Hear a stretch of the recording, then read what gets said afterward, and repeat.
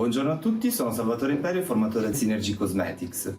Quest'oggi siamo qui per parlarvi della colorazione Zen. La colorazione Zen è una colorazione innovativa a base di cheratina. Più la si usa e più va a ristrutturare il capello durante la fase di colorazione. Non contiene ammoniaca, quindi non ha esalazioni ammoniacali. Questo è molto importante per il rispetto della salute di noi parrucchieri, ma soprattutto dei nostri clienti. Il suo rivelatore è un ossigeno in crema, molto profumato, gradevole da preparare e soprattutto ci permette di non sentire cattivo odore durante la fase della colorazione nei saloni. Ma entriamo nel dettaglio e andiamo a vedere che cosa c'è da scoprire. Vi parlerò della tecnica che andremo a utilizzare per realizzare un copper blonde. Le nuance che andremo a utilizzare sono il 764 con una parte di 743 a 30 volumi e con la tecnica freehand andremo a utilizzare del decolorante Zen a 30 volumi. Abbiamo qui la nostra modella Giorgia che presenta una radice naturale altezza di tono 5,5. Le lunghezze sono già contaminate da un colore come altezza di tono 8,34.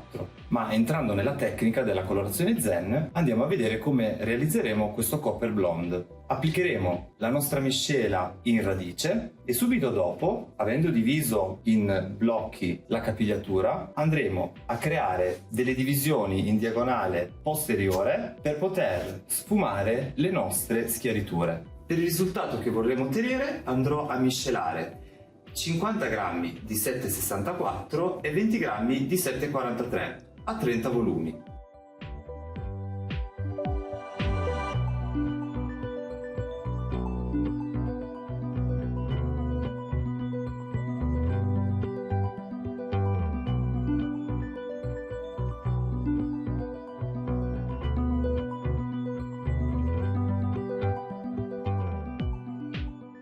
Terminata l'applicazione della colorazione in radice, vado a preparare 50 grammi di decolorante più 75 di ossigeno a 30 volumi.